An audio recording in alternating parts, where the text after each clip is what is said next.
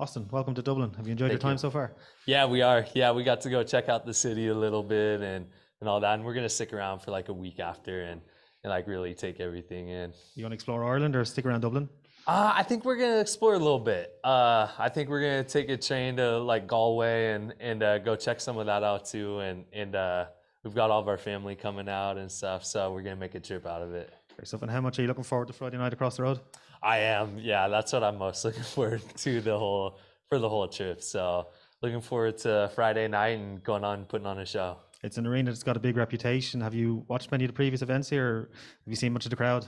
Yeah, I have, and I've been told by like numerous people it's the best crowd in MMA and in combat sports and stuff. So I'm looking forward to feeling the energy and going out and performing. In terms of the fight itself, Gegard's so experienced. What are you expecting?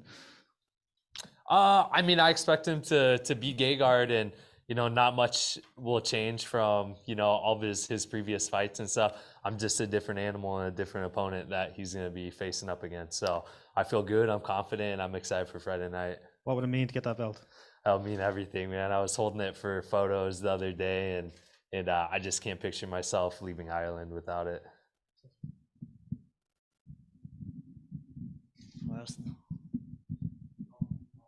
How's the 5-round compared to the 3-round affect you now with preparation?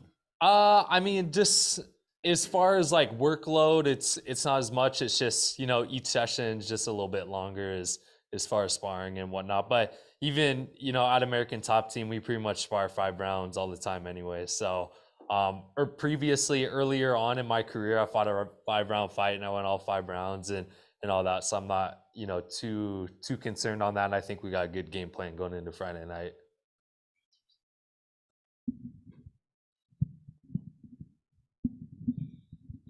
Hi. Obviously, Gegard has been around for a very, very long time, and with someone with that many fights, it's easy to pick out where they've lost and won. Are there any fights that you pick out, say the King Mo fight, obviously, and the Rafael Lovato Jr. fight as well? Are those the ones that you pick out to look at where you can beat him? Yeah. The other one that I thought was kind of interesting was Alexander Shlemenko, and that was another close one too. I think he won split decision or something, and Shlemenko was a little unorthodox in the fight and all that. But even going back to like some of the fights that he won, even the last one with John Salter, and seeing things where I felt like John could have done something different as far as game plan and whatnot. So again, I got I train at American Top Team. I got the best coaches, the best team in the world, and I feel really prepared for Friday night. When you look at his ability on the feet, obviously, you fought Fabian Edwards there recently, and he's very good on the feet as well, and long and rangy in fights in a not too dissimilar way in certain aspects. Do you think that was a good preparation for coming in fighting Gegard on the feet?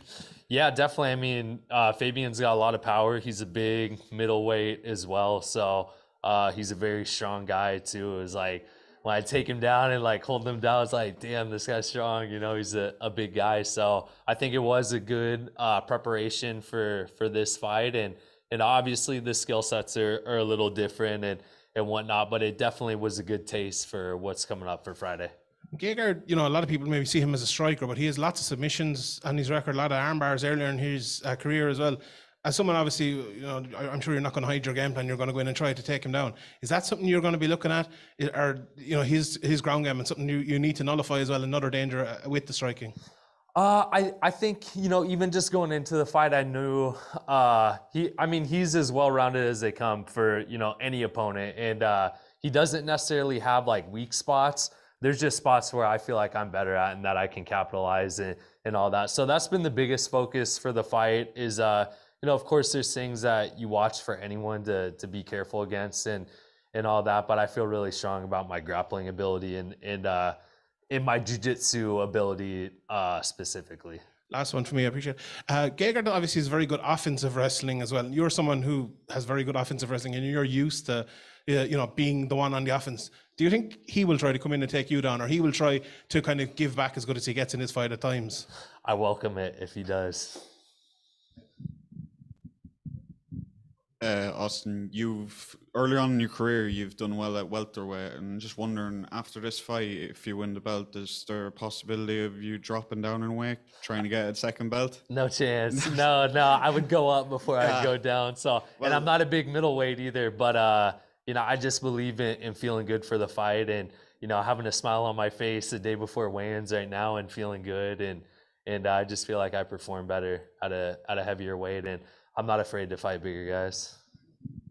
Austin, were you a little bit disappointed the Fabian Edwards fight got moved and that you won't run into him this week? I mean, I never put too much thought into the Fabian.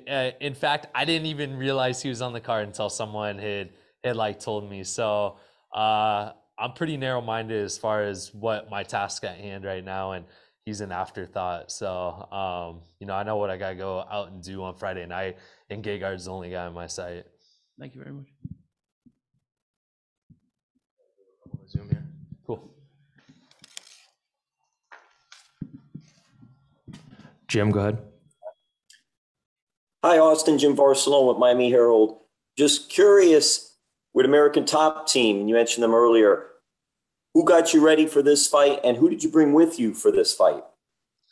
So my head coach is Pahumpa. I got him out here. I got King Mo with me, and then my beautiful wife, Paige Vanderford, is with me as well. So that's the team. Man, it's tough to like really pinpoint like the guys. The nice thing about American Top Team is you got new like great training partners the whole time. We got all the Dagestani guys coming in, Magomed Umalatov. He was a big help for this fight. He's fighting up in the PFL tournament this upcoming season. But yeah, I mean, it's tough to really like pinpoint guys, but I'm just thankful to have a team like that where it's like any day I walk in, I'm going to have a tough guy to go with it and someone who can really help me grow as an athlete. And how have you thought you've grown, especially with the move to South Florida and living here and just being a part of the culture down here? I mean, I feel like I've grown like exponentially in just a really short time. And, I kind of laugh like, I know this is like the beginning of like what I'm about to do, but I feel like there's still so much more for me to grow and to become a even more complete fighter. As confident as I am in my skill set right now, I just believe that with my head coach Mahumpa, all the guys there, my teammates, that I really can be one of the greatest fighters in the world. So it just means a lot, man. I love it. Part of me always thinks back like, damn, I wish I would have came, earlier, but I'm a guy who believes that everything happens for a reason and we get put into the positions we get put into for a reason. So, at this point in my career, that's why I started off at American Top Team. And lastly, for me, and obviously I know the focus is on Bellator and your fight and your fighting career, but I have to ask, might we see you on AEW anymore? Maybe eventually, but yeah, just fighting for me, man. This is what I love. Kieran, go ahead. Austin, welcome to Ireland, and I hope you have a good time next week when you're traveling around with that belt. Maybe, you mentioned that you want to picture yourself not leaving Ireland with that belt. Do you use any kind of sports psychology or visualization to help you get through these fights? Yeah, I worked with the sports psychologists in the past, and I just believe in being mentally strong. And I've competed my entire life in combat sports. I started wrestling at a really young age, and I have my own little techniques and whatnot to get me through. So I feel confident in my mental strength right now. And I do feel like that's a big part that's going to help me be victorious on Friday. Thanks, Austin. Good luck. Thank you. Ben, go ahead. Hey, Austin, this is the first time in your Bellator tenure that the odds makers have you as a slight underdog. As an undefeated challenger, does that line motivate you, or do you not pay too much attention to that side of things? I knew going into it that I would be an underdog for sure. I mean, most guys that are going to come up against Gegard are going to be underdogs. So I was aware that that's what was going to happen. And it's kind of a fun position to be in, honestly, to be maybe slightly underlooked or overlooked, and and when I go out on Friday and do what I know I'm going to do, it's just going to be more fun, and my bank account might look a little better too. Now, expanding upon the plans and projects that you have moving forward, specifically within the fight game, what are some goals and long-term objectives that you have for the combat sports scene?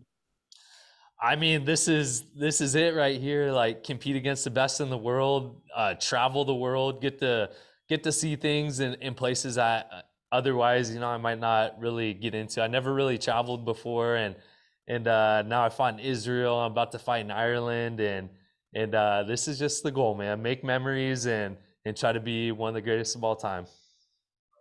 Mike? Hey, Austin, I know you kind of talked about maybe I should, you think about maybe you could have gotten into it sooner, but everything happens for a reason, and, you love where you're at with everything. But has it kind of set in, just 11-0 on your professional career, and here you are, your 12th professional fight, and you're fighting for a world title? I mean, fighters go 50 fights and dream of this moment. Here you are on the big stage fighting overseas. And have you thought about that at all?